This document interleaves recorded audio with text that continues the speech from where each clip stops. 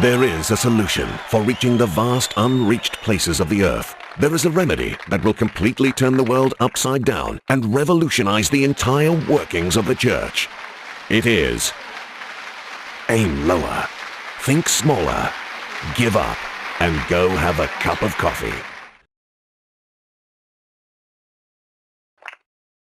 I know you're thinking, amazing, why didn't I think of that? But to fully understand the depth of this life-changing statement, you need a bit of background. Our sun is but one of billions of stars in the universe, and our world is but one of the smaller objects circling that sun. On our planet, there are over 2 million different species identified so far. Half of the species on Earth are insects. There are 10,000 species of trees and 15,482 different kinds of fish. Our planet is teeming and alive, and yet despite our best efforts to search the stars, not an ounce of life has been discovered anywhere else, not even the tiniest bacteria. Nothing. But as a human, the entire message of the Bible, Jesus, salvation, and everything else that we call the gospel was written for you and for every other human being. The only problem is that not every human has had a chance to hear it yet. 6 billion humans currently inhabit the planet and live there for a worldwide average of 67 years each. Of the entire population of Earth, about 1/3 have ready access to the gospel because of where they live. At the same time, a further third have never even heard the name of Jesus in any way that they could respond to. That gives us an average of 67 years to get to every single one of them, which would be easy if they all lived in your street, spoke your language, and went to the same baseball matches. To make matters more difficult, we actually have considerably less than 67 years to reach people. An extraordinary fact about humans is that the older they get, the more set in their ways they become. This means that if one believes and follows Jesus as a young human, they will likely do so until they die, and of course, afterwards as well. On the other hand, if a human does not hear about Jesus as a child, they will most likely never follow him.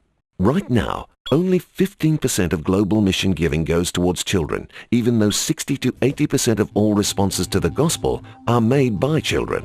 If you formed every person on the earth into a very, very long line, 1 in every 3 would be a child under the age of 15. We will be more effective as we explore why Jesus said, "The kingdom belongs to such as these." Our first challenge in the Great Commission is to aim at a lower age. We must aim lower. It is said in the Gospels, "The harvest is plentiful, but the workers are few." Already across the world, many are seeing that there is a role that children and young people play as workers in the harvest. Leadership does not start at 30 years of age. It starts as a child and a teenager. Children may not know everything as an adult does, but by using their knowledge of the gospel and the enthusiasm of youth, they are able to pray, to share, and to serve in their way. As the human population rapidly grows worldwide, there is an increasing number of children and a decreasing proportion of adults. The only way to keep up with the worldwide boom of children is to equip other children to reach them. It is said, "You have hidden these things from the wise and learned and revealed them to little children." Think smaller. When you look at the church throughout the whole world, you'll see some parts that are well-equipped, well-resourced, and relatively wealthy, and yet have little or no growth. Conversely, you'll see other parts that are growing quickly with great energy but have few means and no wealth. Together, as we seek to effectively evangelize, nurture, and equip children, we need to be willing to share resources more freely and give up the pride of building empires and organizations and to put kingdom building at the forefront. Whatever it is that we need to give up for the sake of the kingdom, let's give up. It is said that the body is a unit, though it is made up of many parts, and that Christ is the head. No one part can do the job alone. No one part has all the answers, the resources, the creativity, or the mandate to do it all. We are a body. When one part suffers, we all suffer. To accomplish the Great Commission means having a cup of coffee with someone from the church down the road.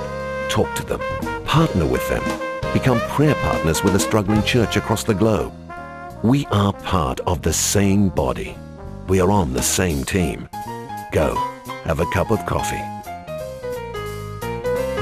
A large part of the Great Commission will be accomplished when we aim lower, think smaller, give up, and go have a cup of coffee.